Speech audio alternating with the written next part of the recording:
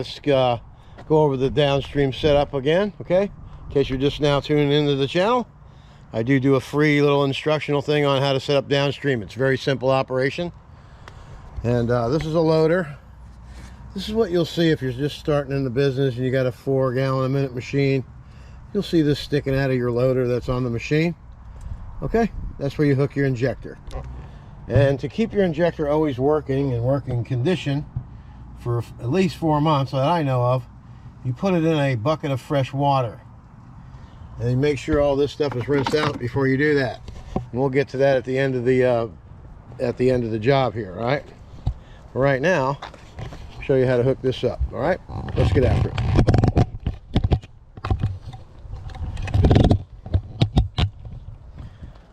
Okay, obviously you're going to take the injector out of the bucket of water.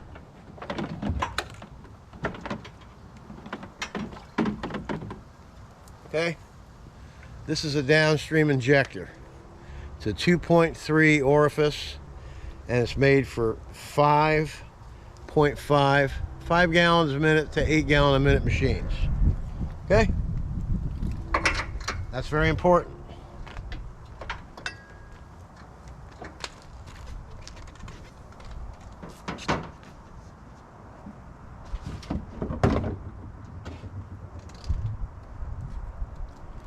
This is a piece of PVC, obviously, and I got the hose running through here, and the reason why I have that is so the hose stays down in the SH.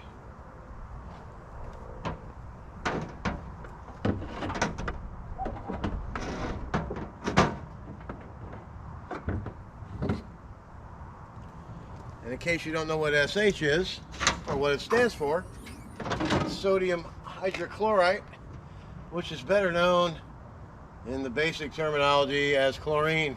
All right, always use your safety glasses when you're working with chlorine.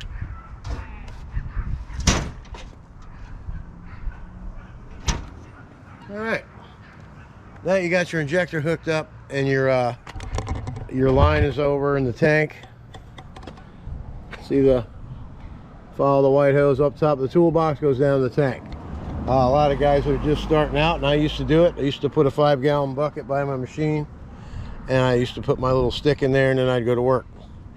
But I grew. As the business grows, you'll grow, and you'll get bigger tanks and a better rig and a better setup. Rome wasn't built in a day, you know. All right, after you're all set up, I peeled off 200 feet of 3/8 line. Gonna put that on there. Now we're ready to go. Okay. Now, there's a couple ways you can run this.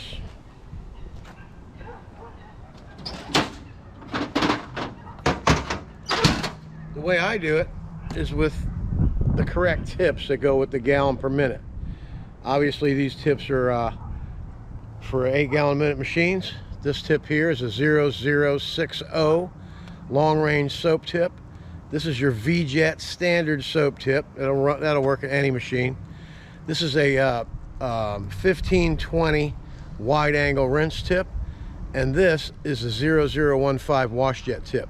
Okay, so when you turn these soap tips on, the soap comes on. When you go to these two tips, you go to rinse. It clears the line of the soap, then you're able to go to work. You don't have to come out to the truck or do any of that stuff, Al. And it's not a big deal to stick the stick in there when you first start your job, and you can control everything right from here. You don't need the fancy downstream injector bypass unless you choose to use just whatever tips you feel like. These tips work with the injector with the right gauging and the right specs. It's a science, okay? And if you're not into science, then get a TV remote. All right, the job layout. Very important as well. Okay, as you know, when we first got here, on this side of the house, there's no door to the pool cage. So I went ahead and moved the rig down to here. So we're going to start SHing right here in the corner of the house. We're going to go all the way around to the pool cage. Then we're going to wash, rinse all the way back. We're going to hit this driveway. Then we're going to go down the side of the house into the pool cage and wrap this day up. All right? All right, let's get after it. Okay, now I showed you how to hook up the injector, Showed you all about the soap tips. Showed you how to lay out the job, which the job came out wonderful. We'll be doing a final review of that here in a minute. Actually, we don't really need to. Let's just look at this driveway real quick before we get started. Look how nice that looks. I mean, the place was a wreck when I showed up. Now it looks good. Okay, let's get back to what we were talking about. Always rinse your hoses out when you're done, okay? And then do your dummy check and all that, and we'll do that. Let's go ahead and run through it. But always rinse out the line of SH. Now, my tube's been out the whole time I've been rinsing the pool deck. Now, let's see how much is left in the line. A lot of you guys say there's nothing in the line after that. Well, watch.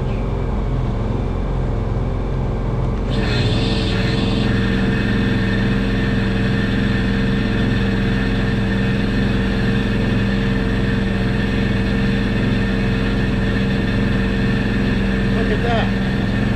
Now I rinsed the whole pool cage with the dipstick out of the SH tank. We still have SH in the line. So don't ever think that just because you're not, even if you're in injector bypass, I'll be willing to bet you guys with that little remote control, you still have the stuff in the line when you're done rinsing. Try it out. Let me know how it works out for you. Okay. Now, the next thing, you keep the injector in a bucket of water. And you're always putting this in the bucket of water, right? Well, you better make sure it's clean. Watch what comes out of here. Watch over there. Wait for it. Here it goes.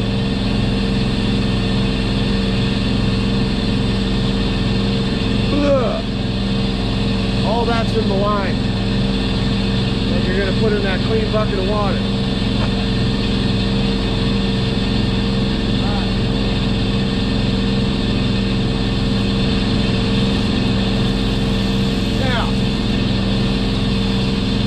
Test it.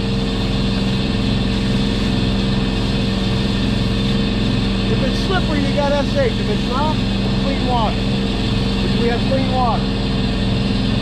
You always want to replenish the water after you're done rinsing everything. Keep that bucket full.